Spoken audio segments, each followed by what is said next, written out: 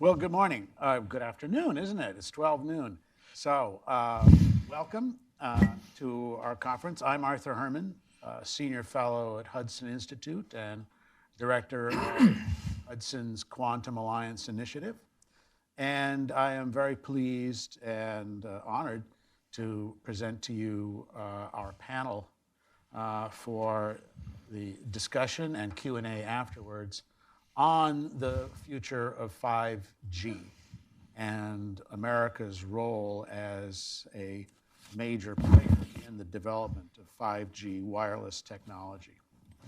5G, fifth generation wireless technology to follow on legacy systems that have been built over the last couple of decades. 5G technology, if you don't know what its possibilities are the possibilities are endless. It's going to be a major step up in terms of the amount and the quantity and the quality of the use of wireless technology for the transmission of just about anything and everything that has to do with delivering data in an interconnected world. 5G will be the secret to developments from driverless cars and autonomous vehicles to smart cities to virtual reality becoming part of daily life and interjected into how we function. It means the delivery of and transmission of data at speeds that are exponentially faster than 4G level. You'll be downloading, for example, movies from Netflix on your phone in a matter of seconds through the use of 5G. 5G is going to change and disrupt the way we think about interconnectivity and telecommunications in the 21st century. And it's been said very truly, actually said by me in articles that I've written about 5G, that whoever dominates 5G will dominate the future of telecommunications and the internet in the 21st century. So the question we're going to raise, the question we're going to discuss today is, will that dominant player be the US? Well, if the past is any guide to this, and being an historian, I have to look to the past as prologue, right, to the present and future. If the past is any guide to it, then the US should be in that position. If you look at the history of 4G, fourth generation wireless technology, where the US was the dominant player in these developments. In the early 2010s, where the US became the world's leading player through the LTE standard. And that standard carried the day for US telecoms and US companies and really led to US global dominance in regard to wireless and as regard to the internet. Now, that was then, now is now. We're 10 years along and the landscape in the telecommunications has changed.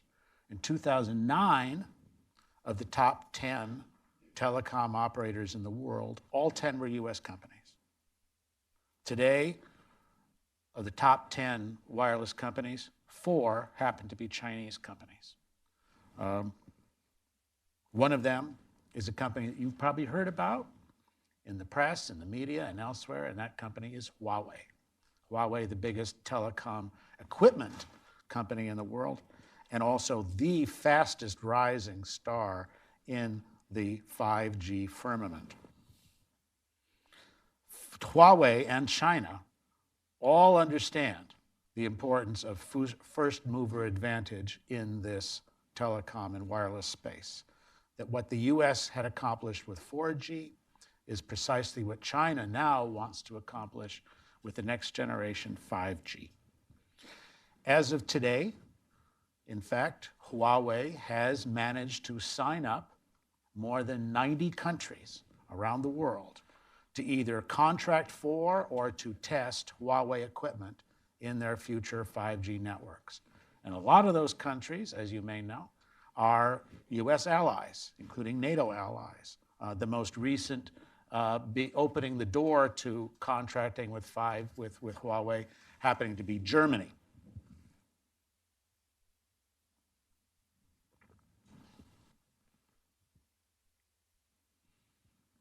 Now, in that scenario, in that position in which Huawei is more and more painting the globe red for Huawei in terms of the future services for 5G, where's the US? Where are we with all this? Well, what we can say, what we do know is that our major telecom operators, AT&T, Verizon, T-Mobile, are all working away building 5G networks and looking to build the networks that will be dominant in the US and the continental US going forward. The real question that I think we do have to address is that the US is working here. There are government initiatives directed towards 5G to encouraging and facilitating the spread and development of 5G networks. The big question we have to ask ourselves is, are we doing this in the right way? And is there more that the US government can do to encourage the private sector and guide the private sector in ways that will be useful for us in serving both our national interests, but also the future of telecommunications and the future of the internet?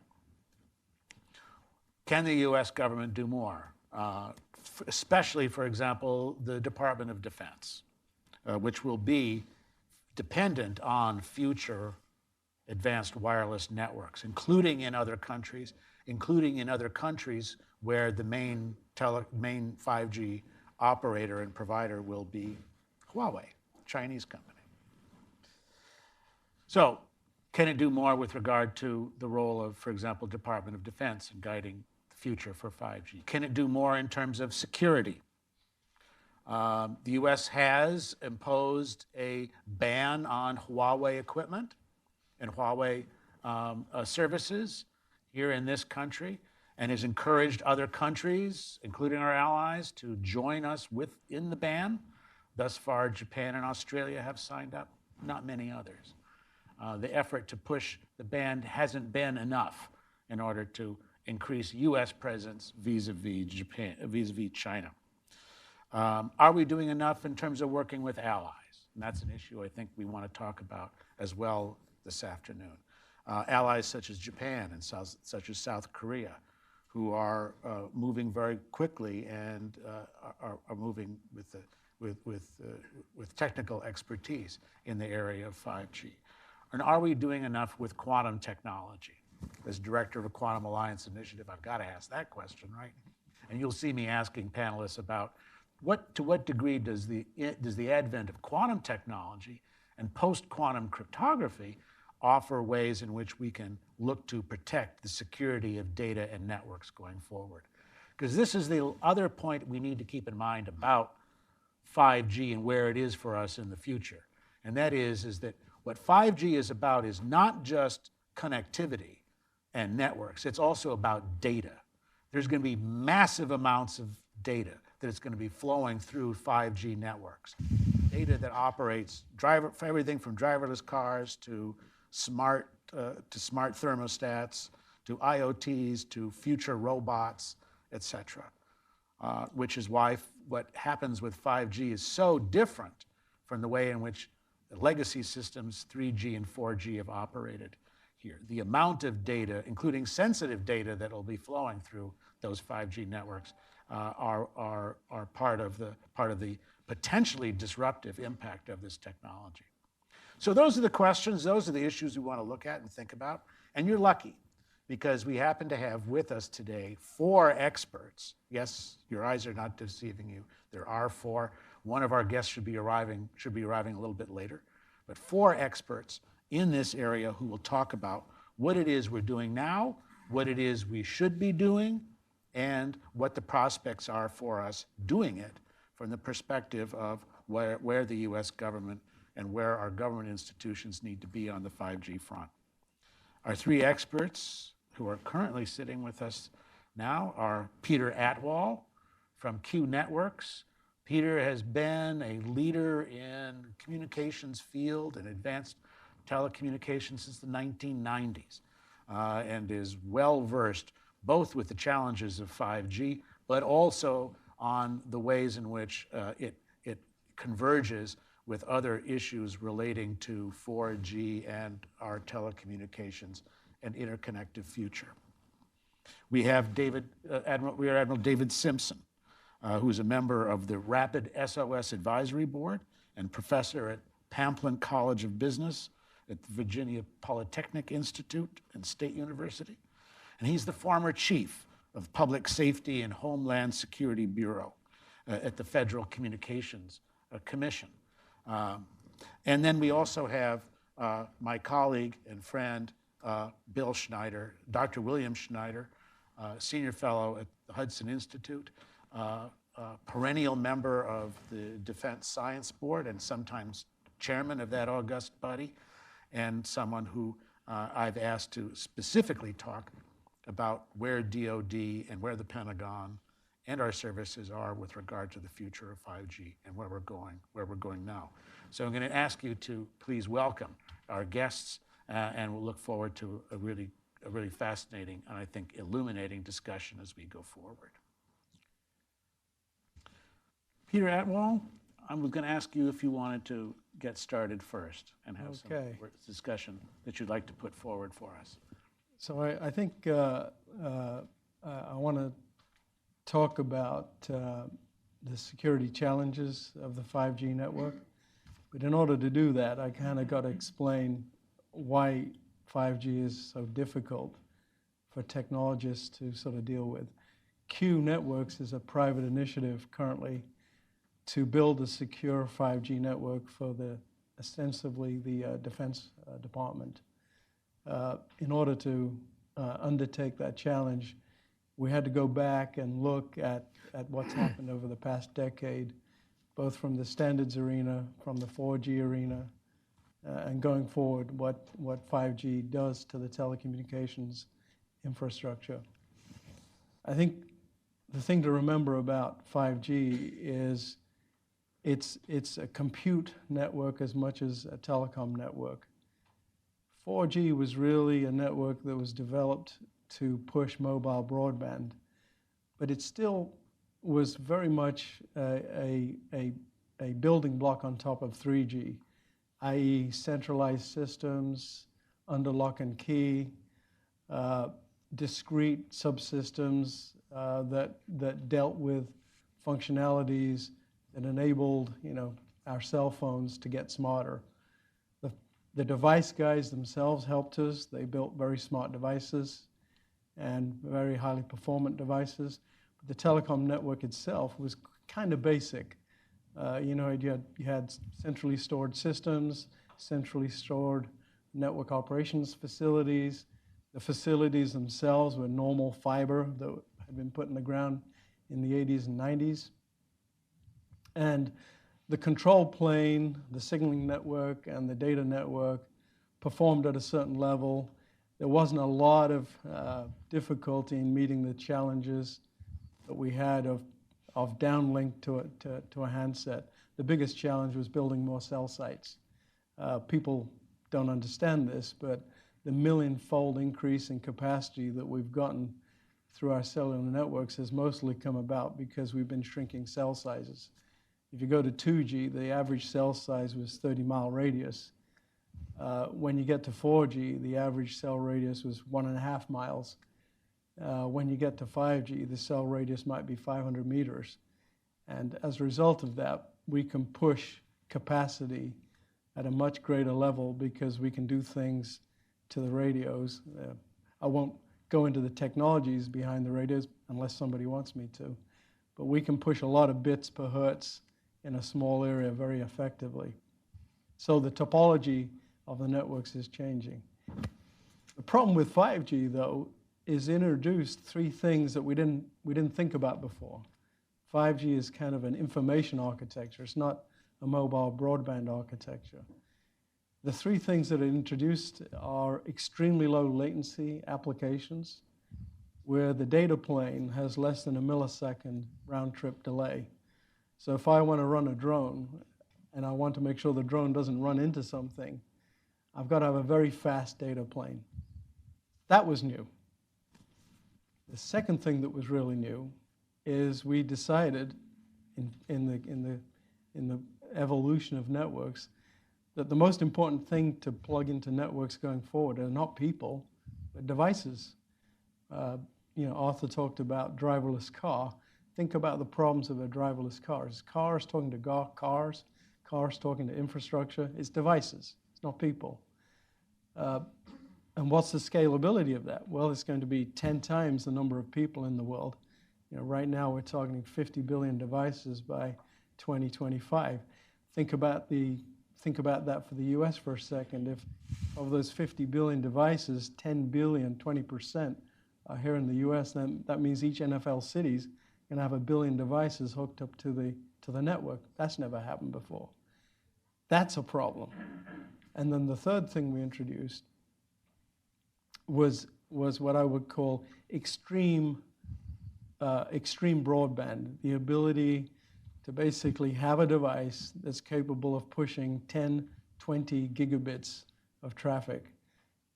In our smart device world that we have in 4G, we're happy with a few hundred megabits. But what about 10 gigabits, 20 gigabits? Who needs 20 gigabits? Well, there are apps that need that. So if you think about those three things, and you look at what we did in 4G, it's clearly insufficient. You can't keep putting up macro cells and assume that you're going to get the benefits of a topology that's fragmenting the cellular network into even smaller cells without thinking about the topology in a different manner. And one of the things you have to do is you have to push the antennas and the compute to the edge. Said another way, you have to put the technology right where the action is, meaning in order to achieve a round-trip delay of a millisecond, your fiber has got to be sub 100 miles. In fact, it's got to be sub 10 miles because you've got to allow some amount of time for the computing edge to do its work. What does that mean? That means for the first time in history, our telecom networks are going to be at the edge. They're not going to be centralized. We're going to have thousands of edges around the country. T-Mo, AT&T, Verizon, they're already doing that. We always wondered what they would do with the old central offices. They're turning them into Microsoft, sorry, not Microsoft, they're micro edges. Freudian slip there. Microsoft obviously provides a cloud. But when you push this stuff to the edge, you have to connect it to the cloud, and then you have to connect the cloud to the telecom carriers in some fashion. Pushing technology to the edge creates a lot of other problems. It means you're pushing intelligence to the edge. You're pushing data to the edge that the intelligence needs. You're pushing subscriber data to the edge, potentially, device knowledge to the edge. So now the attack surfaces in 5G have exploded. Whereas before in 4G, we could centralize stuff, put it under lock and key, put a lot of cybersecurity infrastructure around it, and protect it. When you move everything to the edge, and you've got thousands of these micro edges running per carrier, pretty hard to protect stuff that's in the edge cloud and the central cloud. That's what Q Networks is about. How do we solve that? Okay, so now some fun facts. How do you hack a 5G network today? I'll tell you how I would do it. I'd buy a Wireshark, put it on my laptop, go to a base station, I'd get an attenuator. I would attenuate the 5G base station until it does a fallback to 4G or 3G, and then I would read everything over the air. It's that easy. And it's worse in 3G. It's kind of bad in 4G. But in 5G, security is still an afterthought, believe it or not. We never built security from the inside out. Simple tools that you can find on the dark web. And if anybody wants a list, I'll happily provide them. You can do man-in-the-middle attacks. You can spoof base stations. You can spoof serving networks. You can spoof devices. Most of you in this room, I probably could read your devices in an hour if I had my tool set here. And on top of that, the manufacturers that build the software that go into switching systems and go into mobile telephone switching offices, into operational support systems, Today, they don't even know what's in their code bases. If you look at the code, typical core network, the mobile core, is around 50 million lines of code. I'd say 50 to 60% is open source. They have no clue where the open source came from. Programmers are lazy. We do fat slob programming, which means if I need to find a routine, I look for it on the web. I pull it into a library. I don't care where it came from. If it does what I need it to do, I release it. And it could be that has a Chinese trapdoor in it. We wouldn't know, because as long as my stuff works, I'm happy. And if you go back in time, when we had our US supply chain intact, these were stored program control systems, meaning they were very carefully built, very carefully tested and released. But now we've got this thing called DevOps Agile. I mean, it's acronym soup. But what it means is, just like in an app store with Apple, I can roll out an app on the fly. I can do the same thing with my code base for 5G. And the checks and balances are not what they used to be. The open source problem I just alluded to, that's part of that problem. But it's also indicative of just the fact that the engineers are trying to run fast. They're taking shortcuts. The attack surfaces have exploded because we're moving everything to the edge. And the hackers are in heaven, because this is easy stuff to hack. So Q is taking a fresh look at this, both from the standard side and the technology side. And what we're doing is we're building an inside-out secure 5G network. It's going to take us a while, but we will get there, because our team kind of knows what we need to do. And you can put teams like ours together. Take some effort, and it's going to take a few dollars for us to get there, but I think we'll get there. Thank you, Peter. By the way, for those of you who were taking notes as Peter was describing how to hack a 5G network, there will be representatives from Verizon and AT&T to confiscate your notes on the way out. So just bear that in mind as we go forward. Thank you, Peter. David? Right. Well, I'd like to really approach this from a public policy standpoint, because we daily hear about the horrors associated with cybersecurity vulnerabilities. We hear that it's going to get worse before it gets better with the expansion of attack surface. So what are we going to do about it? We should be doing something about it. The Navy's birthday was 2 days ago. I've got a daughter in the Navy. I was in the Navy. My dad was in the Navy. So it's appropriate that we start with a Navy quote. Admiral Arleigh Burke in World War II, when his Little Beaver squadron was the only thing standing between the remaining Australian and US held parts of the Southern Pacific and the very aggressive Japanese Navy and Army forces, had to defend with a couple of destroyers against the air power of Japan and the battleships that Japan had. And he told his commanding officers, look, fire first effectively. They knew immediately what he meant. And what he meant was, in naval combat, if you fire first and get rounds on the other guy's ships, you have automatically taken the tactical advantage in that engagement.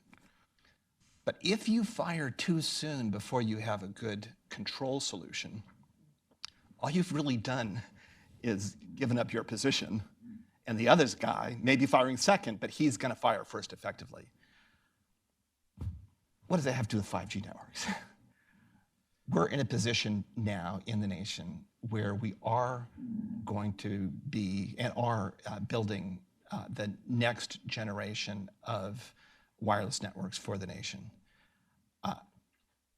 They will be principally software defined. It will empower network functional virtualization, just as Peter described. But there's a hardware aspect to that. Because future generations will be able to have the software changed, what we put out in this 5G network in the way of hardware will be very important. It will have decades-long impact for us because 6G, 7G won't have to go back and change necessarily the radio access networks, the antennas that are now within tens, hundreds of meters of the devices. So it's very important that we build the physical part of this infrastructure right in a way that's secure. If we don't, we'll regret it for decades. We'll regret it because it's insecure, but we'll also regret it because we will further erode our technical leadership in this space. And we, I think, have maybe forgot that we haven't always led in wireless networks. We certainly led in 4G, but in 3G, the Europeans led. They got to 3G first. They got it because they got organized. They adopted the GSM standard and understood there was an ecosystem around that that was very important. We took note of that. We adjusted our approach in 4G, and from the very early part of the development of 4G standards, ensured that we had a collaboration between academia, government, and industry that drove the LTE standard and did so in a way that we counted on to continue to evolve. Well, something happened along the way to 5G where we no longer are leading in that process.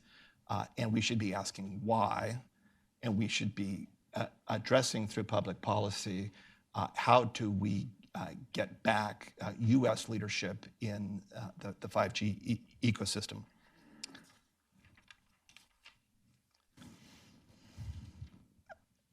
Huawei is an important consideration here. And I don't want to be dismissive at all of the Chinese threat, but I'm here to tell you that China has engaged in some of its most significant and successful attacks, not through Chinese infrastructure in our networks.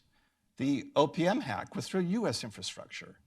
The Dyn attack, the theft of significant intellectual property was through US infrastructure. So we should not be lulled into a false sense of security that somehow banning Huawei from our networks has delivered a secure foundation from which to build upon 5G. There's a lot more involved than just addressing the security threat from Huawei. In DoD, we are very good at planning, very good at crisis action planning, very good at deliberate planning. In that process, we always put ourselves in the chair of the adversary. And we ask two primary questions. What's the adversary's most dangerous course of action? And what's the adversary's most likely course of action? And often those are different things. For the last 5, 6 years, I believe that as a nation, we have misunderstood what China's real goal is within our networks. And the real goal is not to get, I don't believe, within our military networks. They're certainly trying that. They certainly want to gain significant intellectual property from that. But the most dangerous course of action is a world in which China leads the commercial development of these new technologies, of not just 5G technology, but the ecosystem on top of that that will drive the large data collections, the advanced algorithms, the artificial intelligence that deliver upon all the things that Peter described that would be benefits from a 5G structure. If they get there first and get there effectively, then and are a part of a free and open market, then they will have leadership in this space that will be playing catch up in and playing catch up in a bad way. So it's much more important that we, I believe, look at that most dangerous course of action, which I think is actually the most likely course of action now, because there's very little risk to China from embarking upon a decades-long pursuit of technical and business dominant within that commercial market. We don't produce any of the radio access network equipment for 5G in this country. How did that happen? It's Huawei, it's Ericsson, and it's Nokia. Nokia and Ericsson, a Finnish company, a Swedish company, manufacture and assemble in, you guessed it, China. So we're in a very bad way there when we look at the technology stack. And the radio access network is just part of the 5G technology stack. It goes much further up than that. And as Peter described, we will be bringing compute, communication, and storage, which today is all rushing to the cloud because we can be very efficient and effective with current enterprise needs. It will come to the edge as we take advantage of the low latency and high bandwidth associated with 5G. When you think about 5G, please don't think about this as a incremental or a leapfrog improvement to the consumer experience with the smartphone. There's going to be some marginal improvements in that, but you can't watch a video faster than live streaming today. There's not that much to be excited about. I downloaded the whole movie fast. If you can watch the movie live today, the real advantage to 5G will be beyond the consumer themselves and to the environment around the consumer. It's going to be the smart cities that now have sensors deployed throughout the city that can perceive risks to consumers, to citizens, to the community, and then act upon those risks in a predictive manner using the digital analytics, the AI associated and enabled now because we can cheaply connect those low-cost sensors to the compute that is in this cloud move to the edge. It will be industrial control systems that take a factory that today has to have a significant process that is done on site there and can remote control of elements of the factory in ways we couldn't before. It'll be a warehouse in downtown New York where today Amazon and their fulfillment centers has to pay a higher price for workers in New York City than they would, say, in Arkansas. Well, now you can have the forklift driver in Arkansas because the low latency enabled by 5G allows the kind of tactile response from that forklift, so the driver of the forklift can be displaced from the actual factory operations. So 5G is going to be very much a machine-to-machine, a machine-to-person revolution in the way that business, that cities are run. And we need to think about the attendant risks associated with that. It's not just the risk to you, it's risk to the environment around you. So from a monetary standpoint, is this significant? We had a major attack a little over a year ago called the NotPetya attack.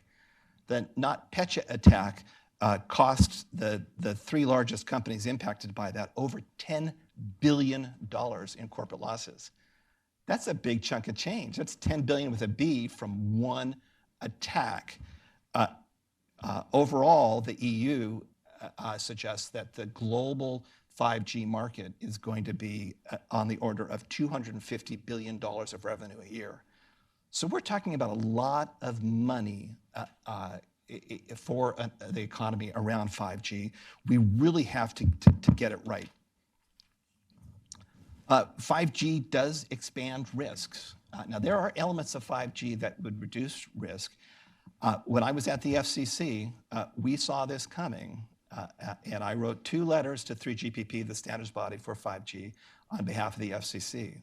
The chairman of the FCC at the time was very concerned about cybersecurity networks. And I wrote to 3GPP and said, you better be addressing public safety concerns for 911 and emergency alerting and those kinds of things before you deploy 5G in our network, in the networks in the United States. The second letter was about cybersecurity. And I said, you better be baking cybersecurity into the development of the 5G networks.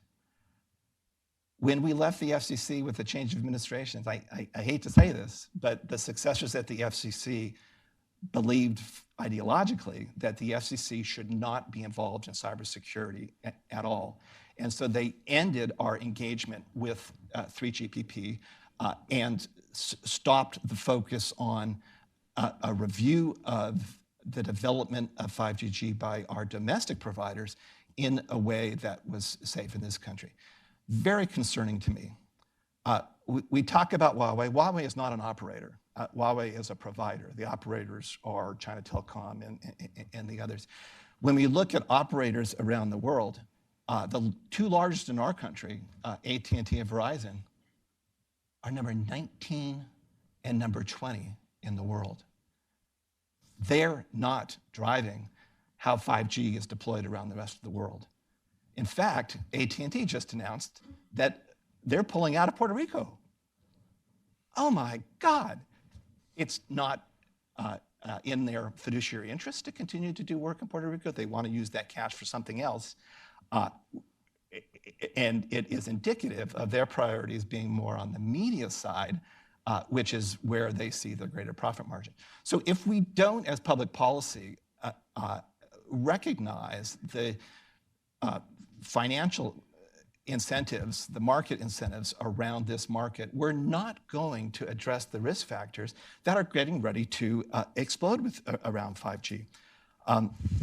And in addition to the risk factors that Peter described, we also have this aspect of network functional virtualization. So things that today you do with actual hardware will be done with software, and there's a control plane associated with that. The control plane will be a slice within 5G, and if that control plane is attacked, then you essentially have lost all the other slices. So it's very important that we be addressing all of the risk factors that Peter described and security of the control plane. And then in the ecosystem, those billions of devices that we're going to connect to this network that are all hackable themselves. They're all input devices, sensors that we look at deep fakes today and we think that about that in a cognitive way. It's also very easy to fake a temperature sensor, a pressure gauge, a strain gauge in a bridge with attacks at the edge. So how do we, as public policy, then address this issue? And we would suggest that what got us here won't get us there, that we need to attack this both from a security aspect for those considerations, but also from an economic competitiveness aspect as we go forward. And there are three items I'd like you all to consider with the status quo approach. We today have industrial air procedural laws that make rulemaking activity cumbersome and non-rulemaking activity less than optimal. Having served at the FCC, I can tell you between the notice of proposed rulemaking, the rulemaking process itself, the admin processes associated with our regulatory environment are very cumbersome and don't keep pace with the technology today. But as inefficient as that is, a statutory approach and having Congress have to address the shortfalls is even worse. So we need a different approach than we have today with regard to addressing these threats from a governance standpoint. Second, the incentive of bad actors to overcome any solution that is typically greater than the incentive to maintain the protection. So we've seen this again and again in the innovation economy, that there's a concept called minimum product viability in the DevOps agile world. Just get it out.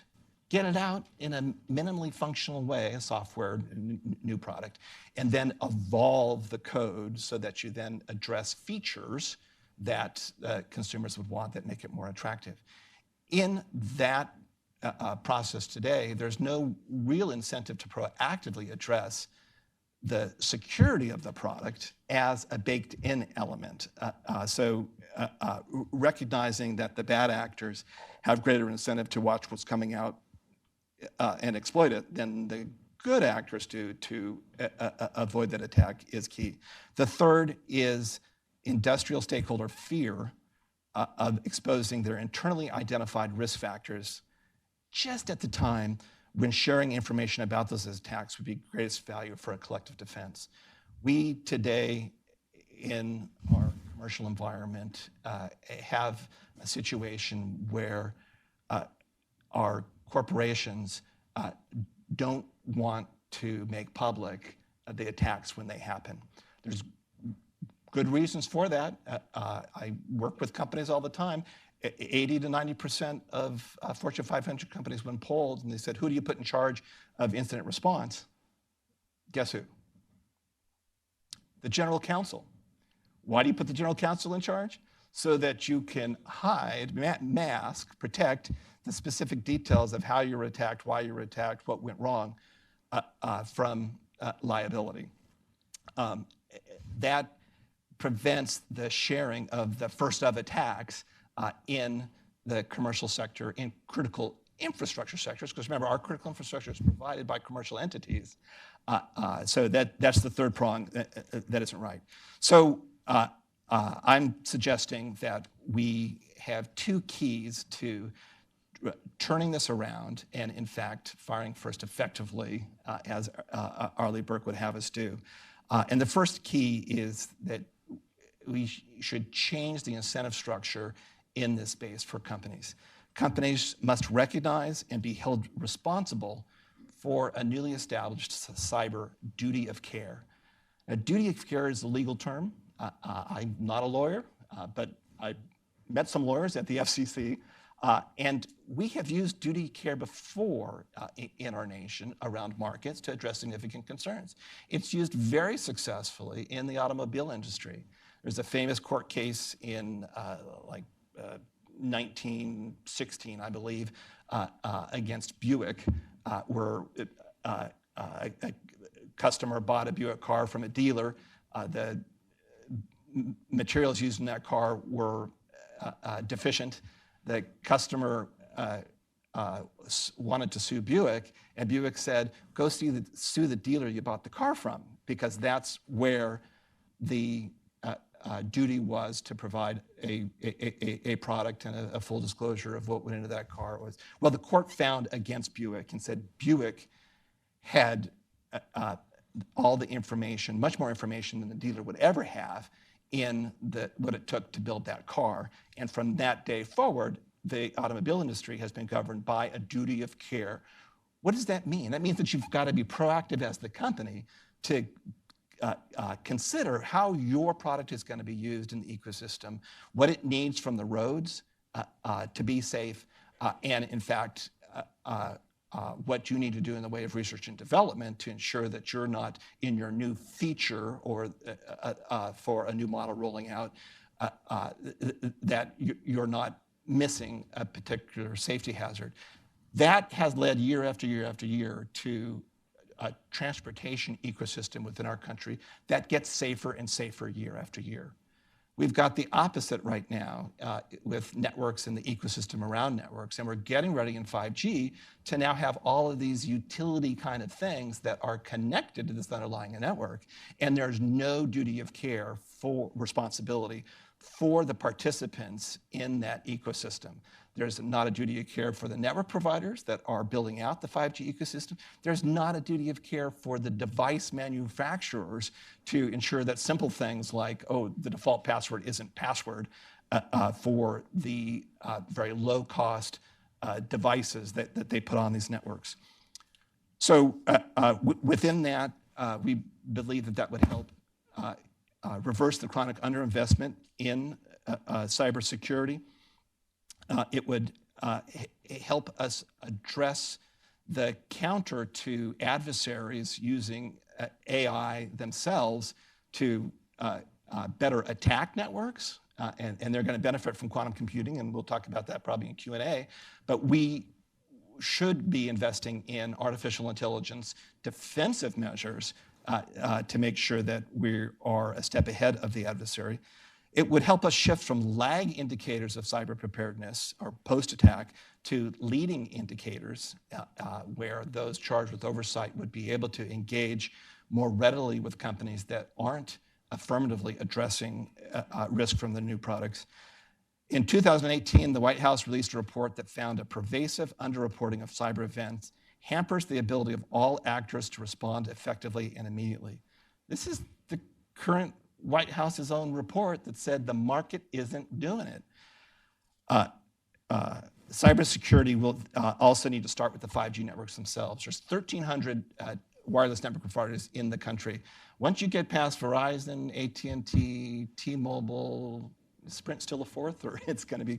Once you get past that, you get to some pretty small companies. A fourth of those small companies or more have Huawei or other Chinese equipment within their networks. Right now, they are pressuring Congress to have Congress help them pay to retool their networks so they're not built on Huawei networks. Why is this important to the rest of the large networks? Because certainly they'll keep us safe. Well, networks are like a zipper, right? Where the weakest tooth in the zipper can cause the whole zipper to fall apart. That's how TCP/IP or the protocols associated with networks are built. So we've got to get the smallest of the network providers in our country right. Second major prong, government must establish a new cyber regulatory paradigm to reflect the new realities. The industrial era mechanisms of statutes in response to when enough constituents complain about privacy being bad or losing their bank accounts. And the regulatory fabric today aren't going to cut it with these agile networks that change rapidly with a very low level of DevOps effort. So what does that a more effective regulatory landscape look like? We believe there should be a continuous engagement between our regulators, which are subject matter experts, with the companies within the 5G ecosystem. That's the service providers, but also the device manufacturers, the software developers, and those that are part of that information economy on top of that. And that risk relationship should be one that understands, think of banking in a stress test, right? That understands where the participants in that ecosystem are from a risk perspective. That means that companies doing business in this space with a duty of care responsibility would need to have a cyber program. I'm here to tell you that many of those 1,300 wireless service providers, the smaller ones, they've got 10, 15 employees. A CISO isn't among those employees, a cybersecurity information security officer. We need an engagement with companies in this ecosystem to fine-tune and get the right, least cost, most efficient way to address this. We need to recognize this without sticks, but instead to incentivize and reward those companies that engage in that proactive sharing of information, but proactive investment in risk reduction. We need consumer transparency. You know, we've got labeling in many other industry verticals. Why aren't we providing a degree of cybersecurity labeling within the 5G ecosystems? Because you can determine whether that 5G baby monitor that you're going to buy on Amazon that has 5 stars because the consumer loves it, has 1 star for security versus something you'd pay a little more for security. Inspection and certification of connected devices. If you have a power supply today with your laptop or a power supply with anything, it's got an FCC logo on it. The FCC ensures that there's an inspection that goes on for every single power supply in this country and has for decades, but we don't look at all at the cyber hygiene basics for those same devices. Contracts aren't enough, so we're doing a lot with DoD to incentivize through contract the advancement of cybersecurity technologies, but increasingly DoD will look to, in that investment, to optimize its slice within this multi-sliced 5G environment. And overseas, we won't have control of any of those slices, so we're going to need to figure out how to work in other people's networks. So it's got to be more than just contracts. Stimulate closure of 5G supply chain gaps. We should be regularly empowering our DHS, now it's CISA organization, to be helping us better understand the full breadth of supply chain risks, re-engage with international bodies. We can't have the FCC not engage with 3GPP. That's folly.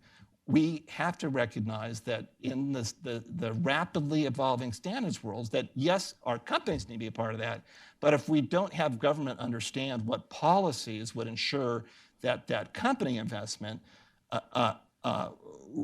needs to flower within our own country and build on a cyber foundation that's solid, we will miss in this space.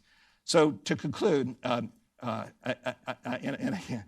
think it's so important that we just not sit on this one. The market has externalities that are recognizable in this space. They won't get better on their own. The market won't incent the ISPs to fix this on their own. So we should be looking at this. If we don't, we will have Baltimore and Atlanta, two cities that were owned by relatively low-end cyber actors, two cities that are within 30 minutes of US Cybercom and US Cybercom. Our nation's experts in cybersecurity. It doesn't get any better than that. And Atlanta and Baltimore couldn't defend against a very low-end actor. We are not in a good situation today, and we need public policy action to reduce that trend. Thank you, David. Given us a lot to think about, and I'm hoping we'll have time to delve into some of those issues in question time and as we go forward from there. Dr. Schneider, and please feel free to take the time you need. No.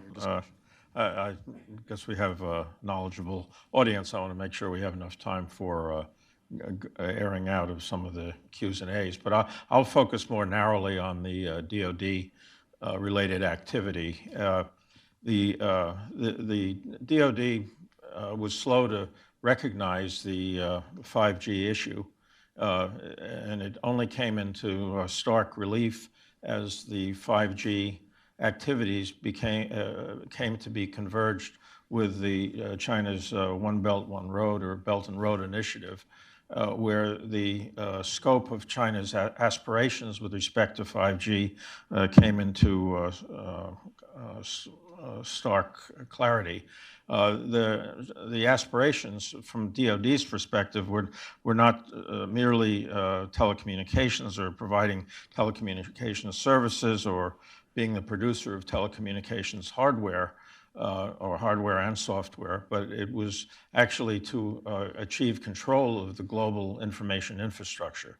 I've described this aspiration as the infosphere, in the sense that China's aspirations include bundling other services in with the telecommunications infrastructure, geotemporal location services, financial services, surveillance services, et cetera, all can be integrated into this network. And if, because China had achieved a very substantial head start in this activity, because several reasons that have at least been hinted at. One is the loss of focus on participation in standard setting bodies. As a consequence, China got a significant lead there. China's technology acquisition through IP theft was particularly focused on the 5G area. Huawei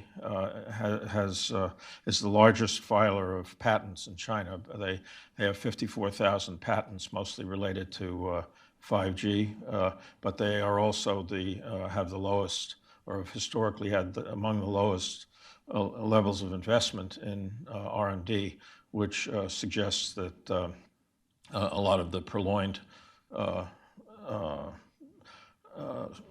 intellectual property that's been acquired by the Ministry of State Security and the PLA-3 that have enabled China to get hold of this purloined technology acquired by their intelligence services.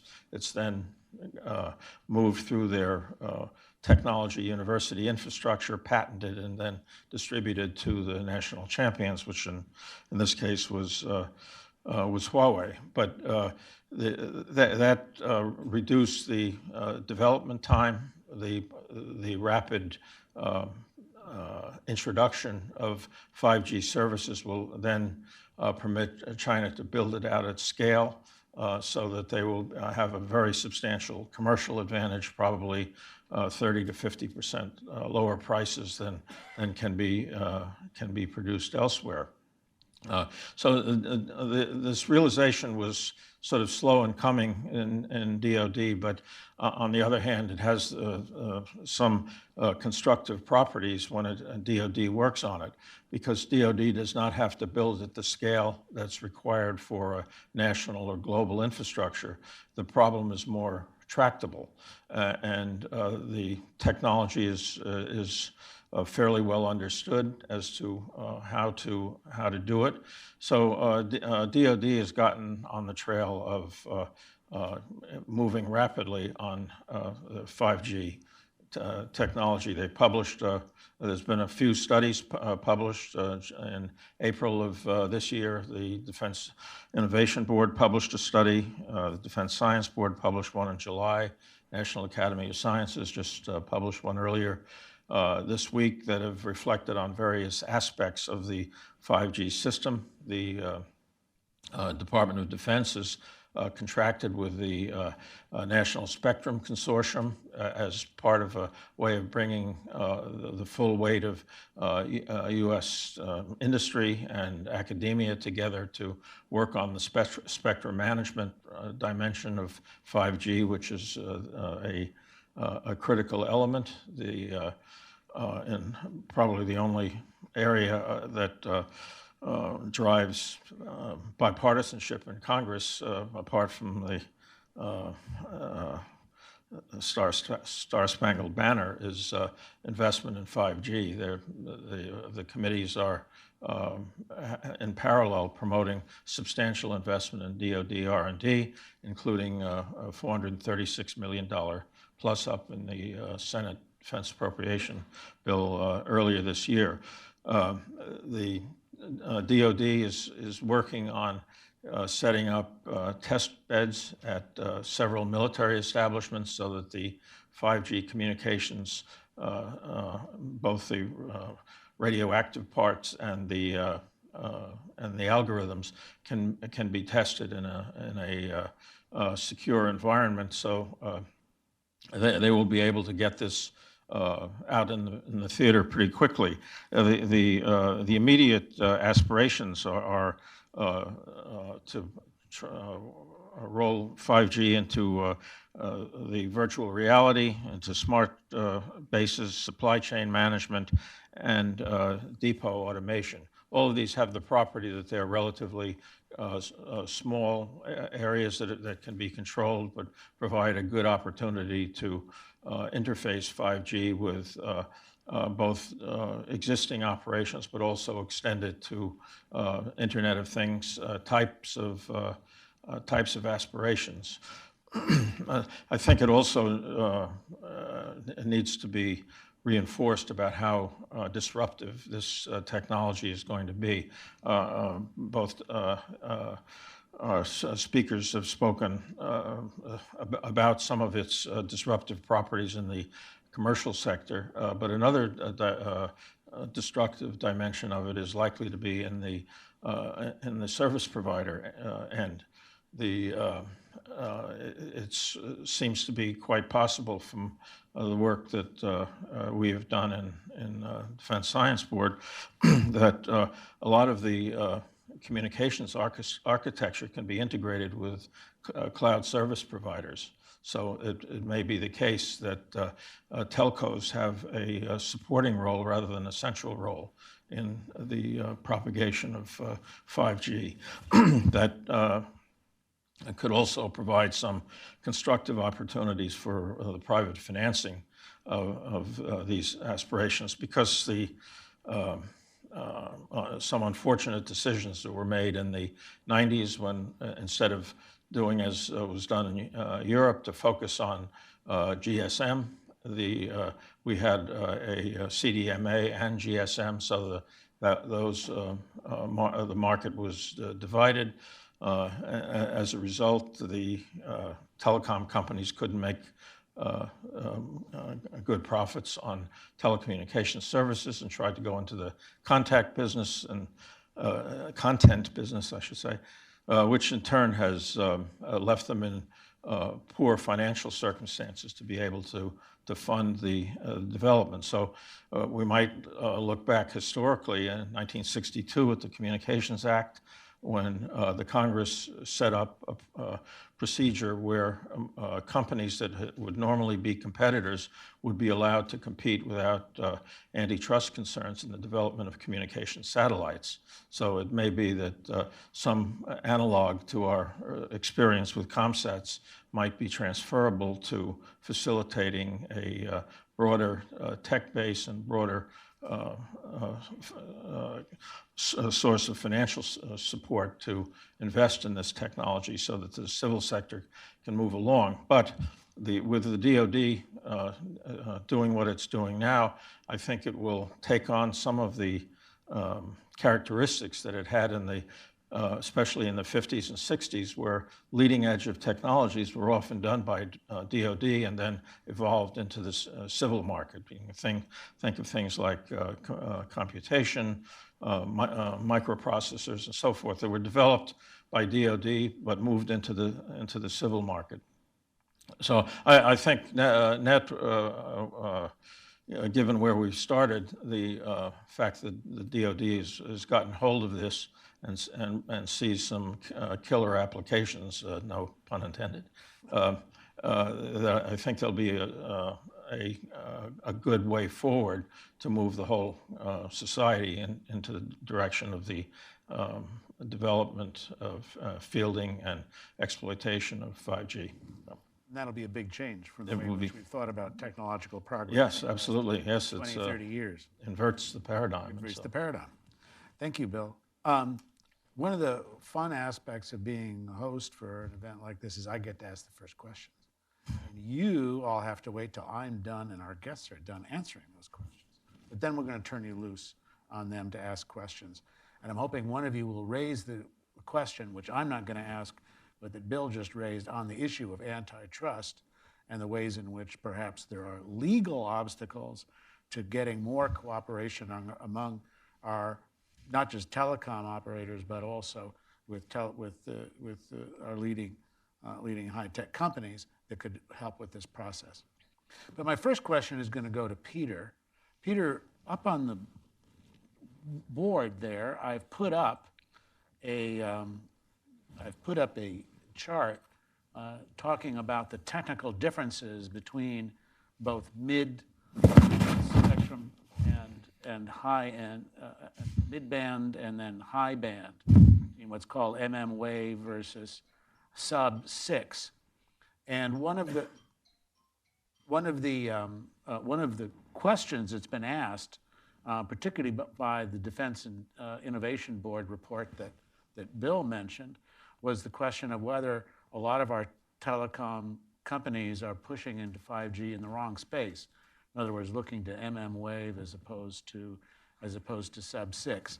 And in fact, if I can read to you a quotation from that DIB report, it says, if the future 5G ecosystem adopted by most of the world is built on the sub-6 mid-band spectrum, the United States will be faced with wave device interoperability challenges and sub-6 infrastructure security concerns.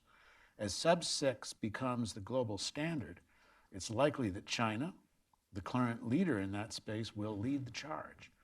Without getting too technical with this, because we have an audience which is not made up of engineers, but rather of policy makers, policy analysts, and concerned citizens, from where you are and from the perspective of the issues you've talked about, how do you look at this question about high band versus mid band for the future of 5G?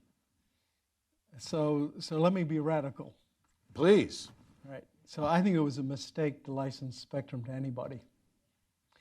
Because what you need to do is you need to turn the engineers loose in dealing with a world where there's no spectrum licensing.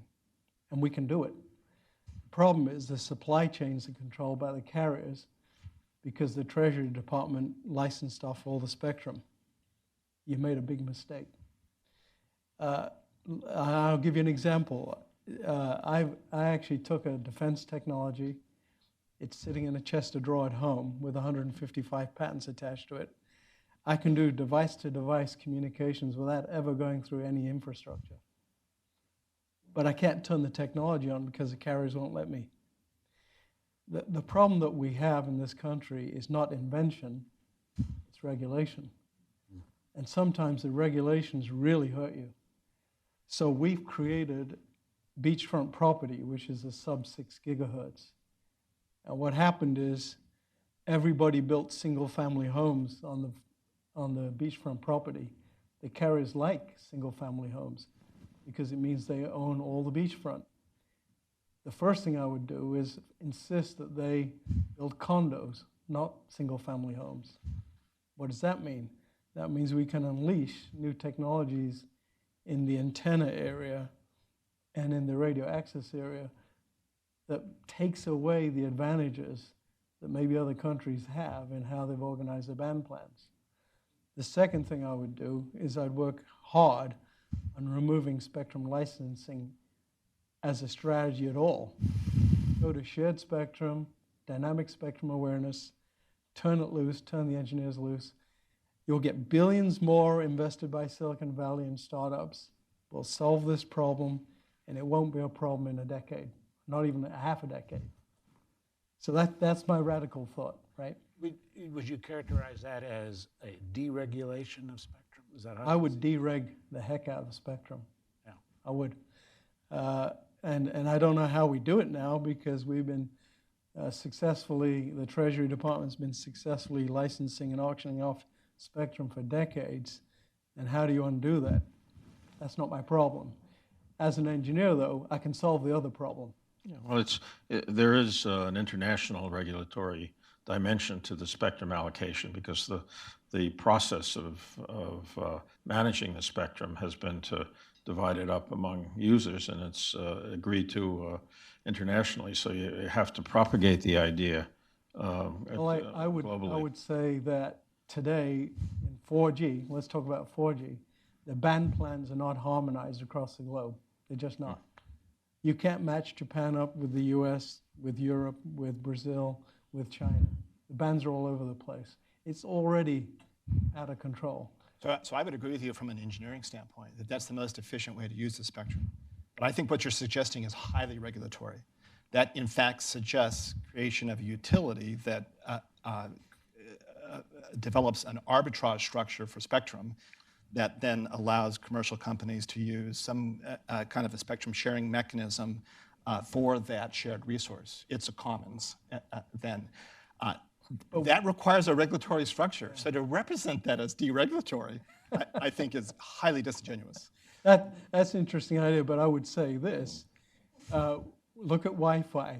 We unleashed Wi-Fi. It's created billions in value. However, it created a tragedy of the commons, too. Because if you look at the Mac inside Wi-Fi, it's 60 years old. Your Wi-Fi impacts my Wi-Fi. Yeah, exactly. And your unsecure Wi-Fi impacts my secure Wi-Fi. But here's the problem. In Wi-Fi, what's happened is we've built a supply chain now that doesn't want to change the status quo. So you got 500 megahertz of spectrum sitting there that's wasteful. If I go put up an antenna out there, 90% of the air is not being used. But it's blocked because of the rules that we created. I think we really don't think enough. We don't think it through enough. And we create our own problems at times. Yeah. The reverse would say that Comcast and Cox and the cable providers have become effective mobile providers because we've been able to link their ISP services up with customer-owned infrastructure within Wi-Fi that allows us to go from hotspot to hotspot to hotspot without having to pay Verizon or AT&T and the mobile. So it provides a competition, a technology competition that is very useful in our market. So I'm not against it. I'm just saying we really should recognize that it is a little too simplistic to say, take all the rules away from spectrum. I would say that in your analogy now, what's happening is those same companies are running into self-interference because they can't put the Wi-Fi close enough together. And it's because the underlying technology is 60 years old. I mean, I can write papers about this, and I have. And that's going to change with the 5G technology. Actually, it won't. In won't. 5G, we still got beachfront property problems. There's still not, we haven't invented a new Mac in decades, for example. That's just a technical issue. But I would tell you that speaking as an entrepreneur and an engineer, if somebody gave me a few mil, I could solve this problem with a team. I know I could. I already have, but we can't solve the problems because of the way that we've licensed everything off and the way. I think the specific answer to your question, from my perspective, is you want both low band and high, or mid band and high band. That mid band, that beachfront spectrum, has great propagation characteristics. It can propagate through buildings. It can propagate for miles. But if it propagates for miles, you can't reuse the spectrum again for those miles. You've got to get at least another cell away to reuse the spectrum. With millimeter wave, you get tremendous spectrum reuse because it won't go through a piece of paper at the highest end.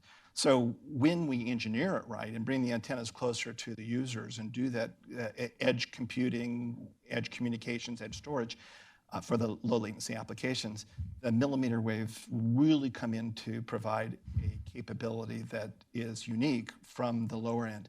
But in the near term, it will be much easier to deploy, as China is, around that mid-band spectrum. Yeah, and this is why I think one of the issues that I see is very promising in this development is the development of dual function devices that Yes. handle both. And both Japan and also Republic of Korea have moved very much in that direction of dual function, which would give you that versatility. But here's my question for you. My question for you is about standards. And standards, the issue about standards which you raised has really hit home for me in this regard, in that, last month I was at Geneva at the International Telecommunications Union presenting the standards that we organized as the Quantum Alliance Initiative right here in this room, with a consortium of companies and labs from 10 countries, put together standards for a quantum random numbers generator and quantum key distribution. And we presented those at ITUT. We got advanced accelerator approval for the QRNG on our last visit there, and we'll get the same approval for the QKD standard when we go back in March of 2020.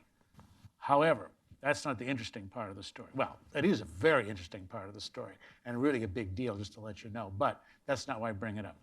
I bring it up because when the last session was over of the ITUT, the Study Group 17, which is the one that gave us the approval, right? When it's all over, the delegates from 50 countries are all separating in different directions, and I'm meeting with the US official delegate there, who's tremendous, by the way, from the State Department, who is working in there. All of the Chinese members of ITUT, everyone who had been like us proposing new standards or changes to standards for part of the approval process, all got up on the dais with the big ITU emblem emblazoned behind them for a group photo. And there must have been 25 or 30 of them. The US proposants at ITUT were two. Me and a guy from Silicon Valley who was there doing something. It was a proposal having to do with a standard for using artificial intelligence for cyber resiliency. We didn't even know we were there at the same time, and that was how uncoordinated it was. It was like we bumped into each other. What are you doing here? Standards are hugely important both from that standpoint in terms of the battlefront between where China and the US competition is being seen as leaders in high tech goes, but also standards from a technical point of view. And when you think about how LTE standards were really key, an essential part of the US win over 4G, where do you see standards now coming in terms of the struggle over 5G?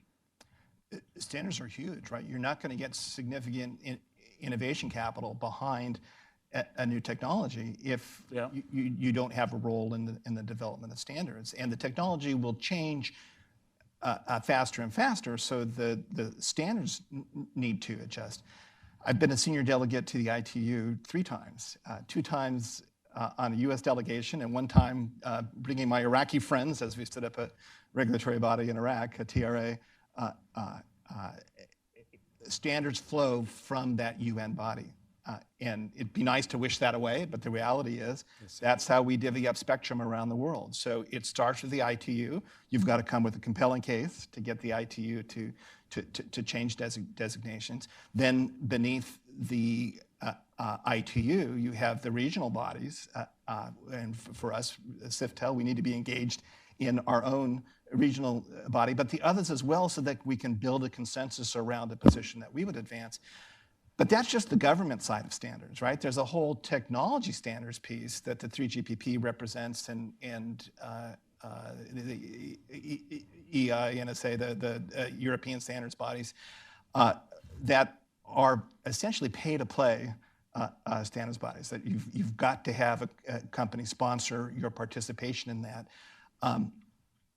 And that's who drives the voting within those standards bodies. But governments can play as well. Yep. And that's where I believe we missed the mark in 5G. We retreated from that international engagement, and now we're suffering from it. Last question for Bill, and then we're going to turn things loose. Bill, one of the other issues that came up in the Defense Innovation Board, which goes back to our questions about mid-band versus high band, was the question that one reason why American telecoms really focused on mmWave, one of the key reasons for that was that was the band and the spectrum they had access to. Right. Whereas a lot of the mid-band is under the control of DoD, and the DoD has been reluctant to share its spectrum. And the question of sharing spectrum and carving out sections of it to use for commercial use and for the development of 5G, separate from the role of DoD. How do you see that issue now in terms of spectrum sharing? Well, the reason it's been historically difficult to share it is for physics reasons. Those portions of the spectrum are particularly valuable for radar and electronic warfare applications, and these tend to be continuously transmitting kinds of things. But there are some innovations, actually 2 related innovations that are in various stages of development. One is dynamic spectrum allocation, where the receiver will sense the frequency on which a signal is not present, and be able to use that and keep moving that dynamically, and then the ability to operate in a zero threat area where you're trying to integrate what may be highly secured communication in heterogeneous networks where they're not secured. So the combination of dynamic spectrum allocation, which applies throughout the RF spectrum, will enable us to go into terahertz, eventually other unlicensed portions of the spectrum, and be able to manage it successfully. So I think the physics works. I think there are engineering solutions for it.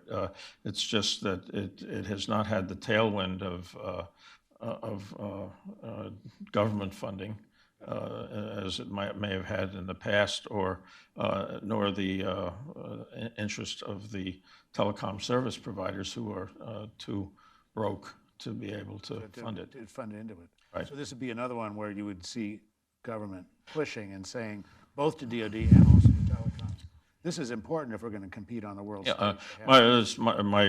My personal view is that it is an opportunity for some regulatory innovation to facilitate the participation of other interested entities in the propagation of 5G. And if we can work around that, then I think the physics permits good engineering solutions to it. 3.5 gigahertz is a great example. Aegis radars for the Navy ships operate at 3.5 gigahertz. So under the Obama administration, the defense spectrum strategy for DoD said, we don't want to hold on to the spectrum anymore. In fact, the spectrum we have here isn't the spectrum we deploy with. So we need to invest in DoD being more agile in our use of spectrum so that the band plans, we can use the band plans we find, not the band plans we have here in our own country. Right. So we made 3.5 gigahertz available. The FCC under Obama identified the rules for spectrum sharing for 3.5, which is beachfront property spectrum. And it's just now going to its first auction for the use of 3.5. So it's been, I don't know why we've been so slow to take advantage of that, but that's the leading effort for what you described. But my knock against CBRS, because I got a knock. CBRS is 3.5 gigahertz. Yeah, is that you have to go to a database, and the GAA licenses don't give you a freedom to operate. You can apply for a license in the morning, and by midnight, you've lost it. Yeah, the database is because the Aegis, it's a lookup table for whether there's an Aegis cruiser that's going to be rotating its radar in that port. And it's just as simple, is there an Aegis cruiser there? If the Aegis cruiser isn't there, you get to communicate. 99% of the time, the Aegis cruiser won't be there. Yeah, but you're right, 1% of the time. What was interesting about that debate, and I was part of that debate, is there were some engineering solutions where you didn't need a database at all. Yeah. The problem is that the industry, I'd say the heavyweights, didn't want to go down that road. But we could have solved it without any database intervention, purely dynamic, which is to Bill's point. I think we can agree we should be using 3.5 gigahertz now. Yeah. Should we open up to questions? Someone had a question right down here in front and was waiting. So let's do that, and then we'll move to the back. Sure. If you could just do me a favor, and there'll be a microphone. If you can wait for the microphone, identify yourself. Thanks, divulge whatever affiliation you care to divulge, and then ask a question. Maureen Bax from Inside Cybersecurity. Question is for Rear Admiral Simpson, but others can address it as well. Can you talk a little bit about the recent decision by the district court around the FCC's authority, specifically around DNS and caching, and the court supposedly saying that there is not an authority there for the FCC, which the FCC officials have highlighted in talking about the decision. That in conjunction with the public safety remand, how should we be looking at this? Yeah, I think you're talking about the DC Circuit Court upholding the current FCC's repeal of net neutrality. Net neutrality has wide public support among both Democrats and Republicans, but for some reason this FCC has been convinced that they need to repeal it. The DC court upheld the repeal, but used very strong language in their finding, and in fact remanded back to the FCC the order in 3 areas. The one that you're talking about is public safety, and they found that the current FCC was dismissive of public safety considerations for the networks, the underlying networks. Things like the fires in California where firefighters using a network didn't get prioritization and preemption in their use of those networks. If you don't have what's called Title II authority over the networks, how FCC are you going to ensure that those social imperatives, i.e. being able to call for help when you need it, and have a first responder come, are satisfied? Well, part of that, I believe, by implication, suggests that there's a cyber aspect to that, right? If you're not addressing the underlying vulnerabilities to denial of service attacks, you essentially have blocking and throttling that has occurred through cyber means and not just from the carrier themselves addressing that. So the court used a specific example around DNS, domain name services, and it's interesting because the incumbent carriers today are fighting a move by Google. Google wants to provide encrypted domain name service resolution. What does that mean? Well, that means a much more secure connection, much harder to conduct a man-in-the-middle attack with a secure DNS lookup. Why would the carriers not want to be all over that? Why would they not want to have a secure DNS lookup?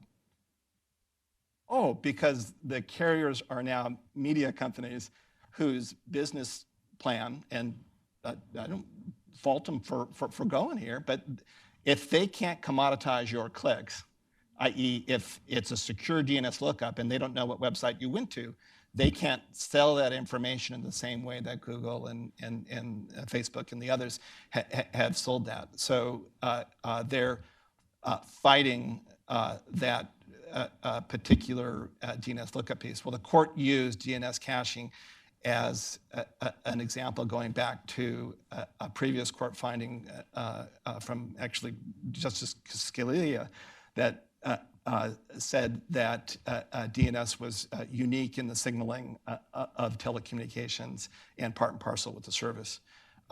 So it's an interesting piece, and I am hopeful that the remand will drive the FCC to look at the underlying cybersecurity vulnerabilities in networks and firmly address that risk, because if we do that, it'll be better for communities and consumers, but it'll be better for the economy as we unleash more investment in smart city kind of technologies. And it'll be better for 5G. Yeah, absolutely. Future 5G. There, and then I'll go back to the ones in the back, but here. Thank you for the talk, and I'm really pleased that you looked at both the advantages and disadvantages of 5G. As a concerned citizen, I would like to ask about the health aspect of all the 5G antennas. We're all of a certain age, but for the younger generation who will be impacted by this. And also,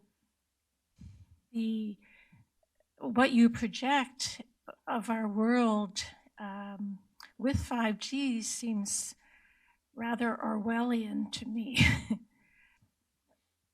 The health aspects I'm most interested in. So I'll start with that, but I'll have an engineering lifeline. We have a pretty good idea of what low power antennas do in close proximity to individuals from our current devices. We're also right now all wearing a wireless mic. One of the beauties of 5G will be the technology, the MIMO antenna technology and the transmitters behind that are designed to regularly adjust the power down and to have a very directional beam to just make the link work and not have any extra power in there. So I am less concerned about the proliferation of antennas than I would be in living next to a 2G antenna that had a 20-mile radius. So I think there's an opportunity actually to improve, to lower health risk from the implementation of 5G technologies rather than increase the health risk. And I know you see some that are suggesting the opposite, but having looked at the engineering side of this, I don't think it's there. Well, I mean, the nice thing about going to smaller cells is you're going towards more what I call whisper technologies. And when you go to whisper technology, the power is a lot lower, lot less radiated power. And the smart antenna technologies are very directional at this point. The only area where I think we probably still need to do some more work is maybe the first responder network, where they're using, they have the category, I think it's category 5 devices, which can broadcast 33 dBm. I know there's supposed to be one on the body. HPUE. Yeah, the HPUE.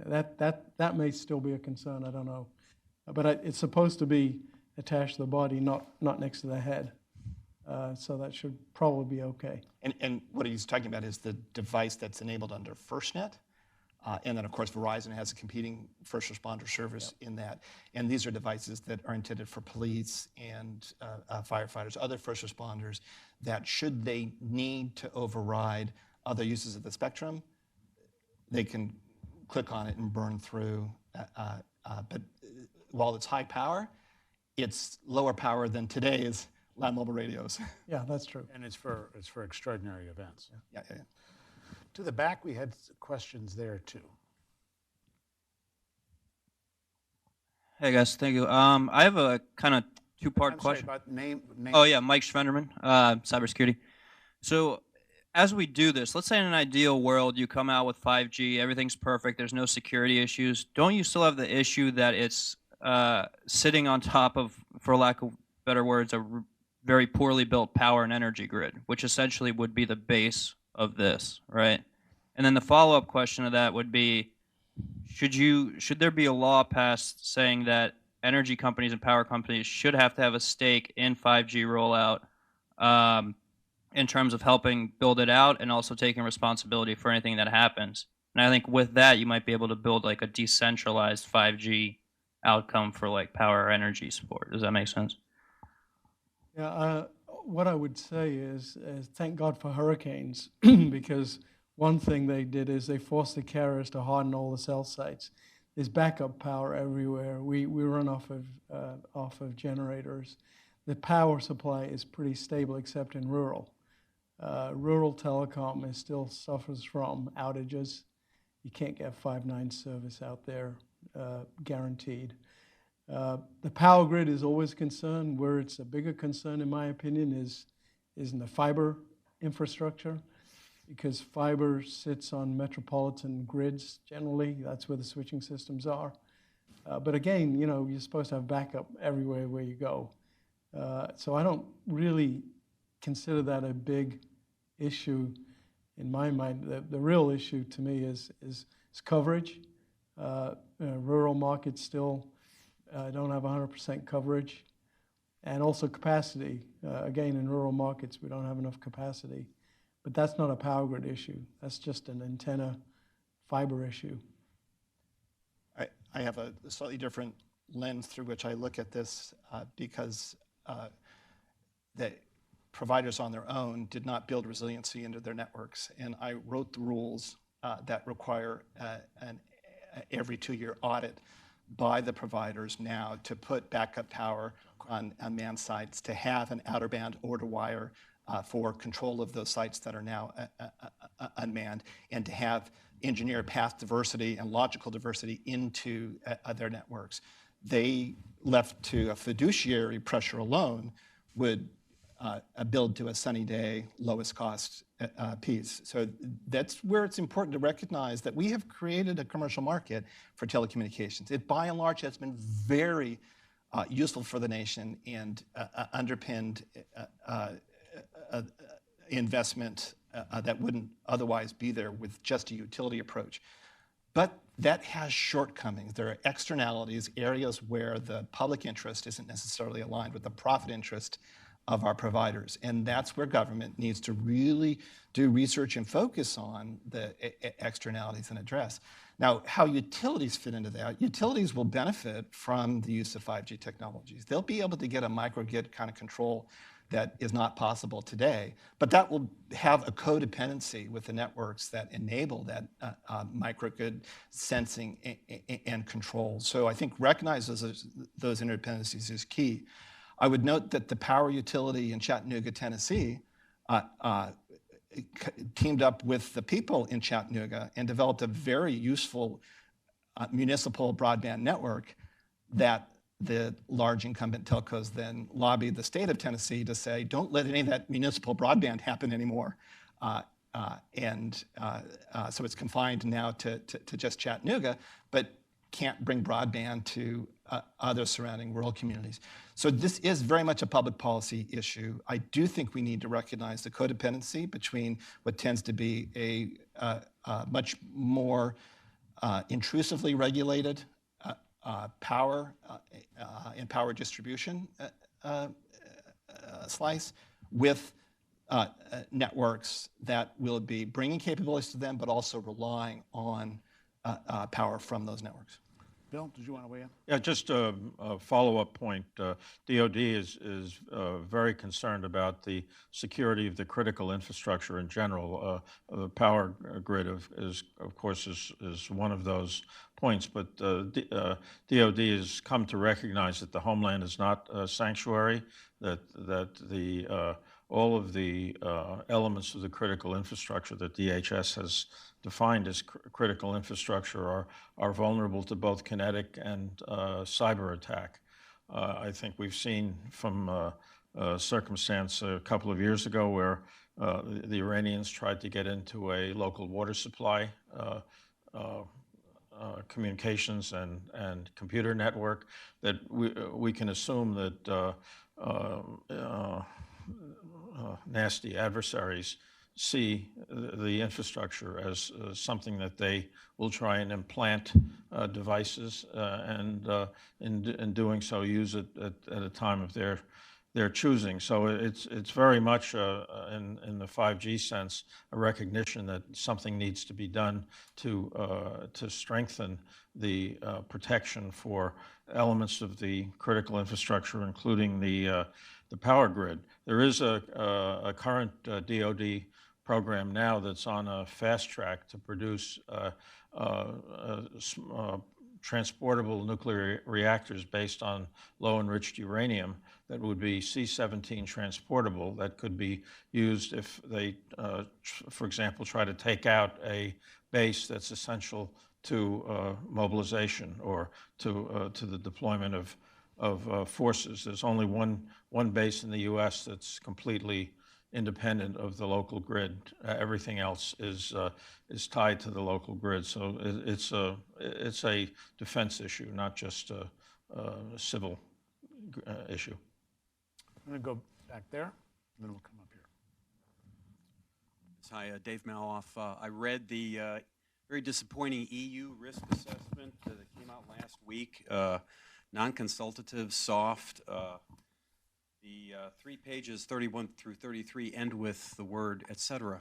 I would fire a consultant who ended a 33-page report with "et cetera." So I think I would go with Admiral Simpson's list. And I can see with what you came up with, sir, that you can put an agency by some of those. Congress could put agencies' names next to those, and those can be checked off. I see FTC, FCC, DOD in what you laid out. I don't know if it's perfect or not, but it's far better than the mush that came out last week. And with the German decision, apparently, again, on suppliers, that may be the case, then I think we need to go our own way and start checking our list off. I came here today because the program's entitled Securing, and I am concerned about that.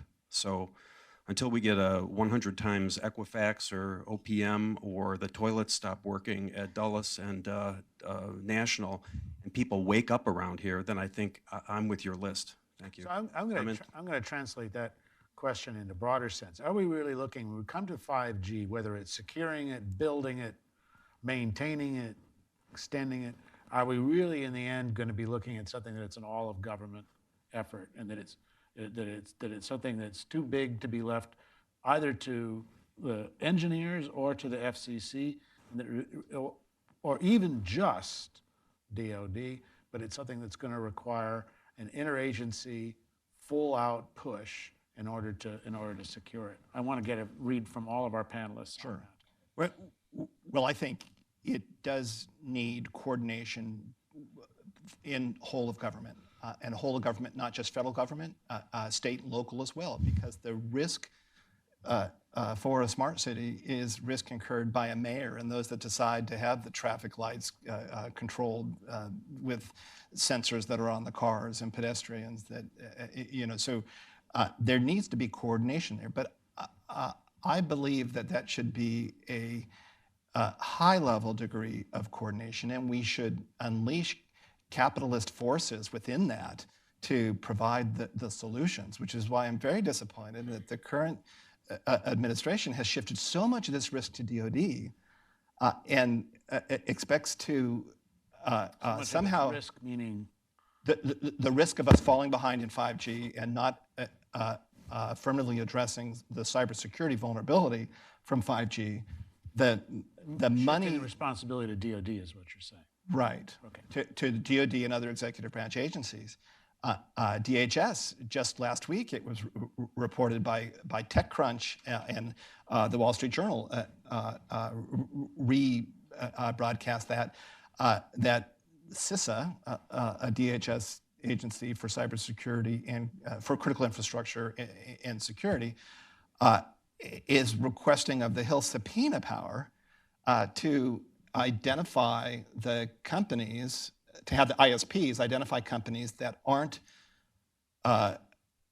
patching systems for which they're consumers of the ISP for. That degree of executive branch intrusion into the commercial marketplace is unheard of, and I think ultimately a very inefficient way for the nation to spend its dollar towards addressing this. I'd much rather see a coordination between whole of government agencies, interagency, that identifies the externalities that exist and then take steps to incentivize closure of those areas for which the market itself is not addressing the unacceptable risk factors. Just a couple of points on this. The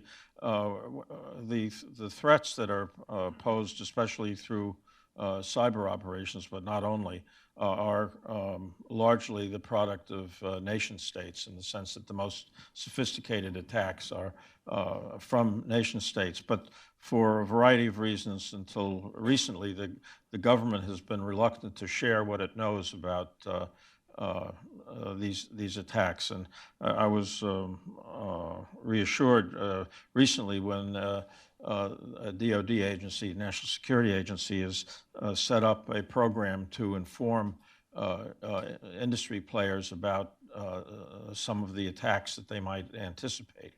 And I think that's a step in the right direction and can build on the notion that this is a whole of government responsibility, because while certainly military forces are going to be the target, the disabling properties of cyber operations are much more destructive against the civil networks than they will be against the national security networks, which have a variety of means for self-protection. Peter, did you want to say something? Yeah, I have a different view, which I think everybody expects that now. Yeah. Here's the problem. The carriers and commercial interests really care about how many zeros there are to the right of the decimal point. They worry about cost per bit. So if they got to push gigabits of capacity to everybody in this room, they worry about the cost per bit. They have no incentives to move the decimal point in the wrong direction, right? I think I agree with you. So okay. Entirely. So I think, but here's the beautiful part. If the government were to create some incentives somehow to unleash capitalism where the cost per bit and the decimal point stay where they are, or we keep adding more zeros to the right of the decimal point, I think the capitalism will rule and we'll take over and we'll solve whatever problems need to be solved. There's plenty of guys like me that want to solve these problems and make money, right? That's what Q Networks is about. We're going to solve this problem because we've already found commercial interests that want super secure 5G networks. And if at the point of sale, Yeah, the purchaser right. can differentiate between a more secure network and a less That's right. secure network, That's right. then that capitalism works. That's right. But today, there's no differentiation between providers because the industry associations have said, nothing to see here. Except that specialists like us, when you go to that security asymptote where you move from 5 nines to 6 nines reliability, or however you want to measure it, we've got ways to quantify it. We got ways to quantify damage now. We can go to a Bank of America. Well, And share it with my grandma, because she doesn't want to be hacked. So we are all about that asymptote and what's it going to cost you to get one more 9 in reliability and protection, right? But I think there's a way to work it here where everybody's happy, but we can't affect the cost per bit. That will not work. One more time for one more.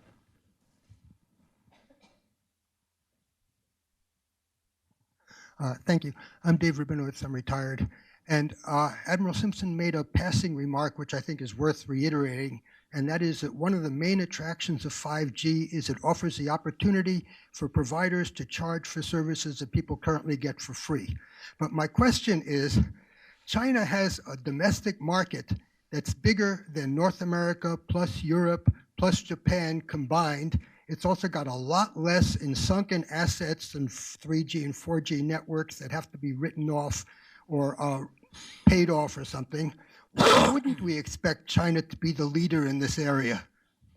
In any case, you're saying.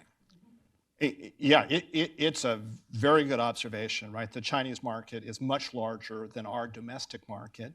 And right now, we have a myopic focus on just our domestic market. Remember, Verizon and AT&T aren't competing overseas, right? They aren't even competing in Puerto Rico anymore. I go back to the first time I visited China. It was Hong Kong. Before Hong Kong reverted back to Chinese control, it was under British control, and there was no respect for licensing in China at all. And we loved Liberty Call in Hong Kong because you could get movies for nothing. At the time, it wasn't movies for us, it was cassette tapes. Fast forward to the last time I was in China, it was met with Microsoft. Microsoft's licenses are respected in China. They get significant revenue from China where they got none 30 years ago, right? Apple, of course, is the hottest phone in China. If you're a Chinese intelligentsia, right, you want to be seen with an Apple phone. And IBM, significant penetration in China. So we've been a part of that market.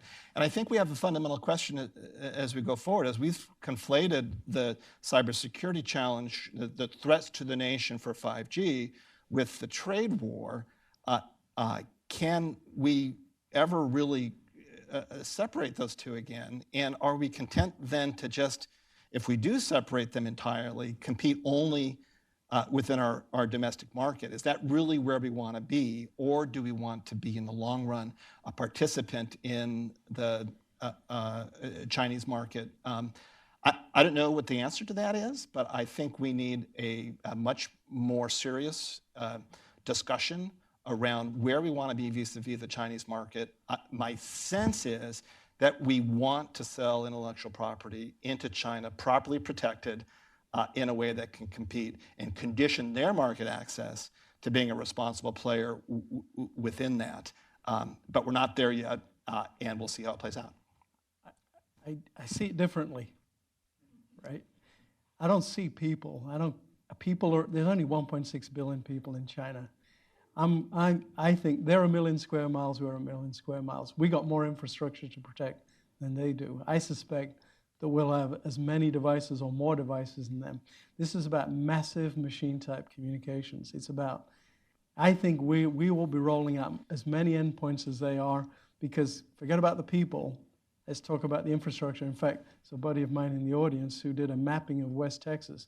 You know how many oil pipelines, gas pipelines, reservoirs, dams there are in West Texas? And the average infrastructure takes millions of devices. So I think if we look at 5G from just massive machine-type communications and industrial IoT, I suspect we'll have more endpoints than the Chinese. And so I think that's the way we're going to look at it. You know, the only really confusing thing about the answers both of our guests gave is I can see everyone under the age of 30 in this room were saying to themselves, what's a cassette tape? I think it's been a really tremendous panel, don't you? It really has been great. Let's show them our appreciation. Thanks. I also want to let you know.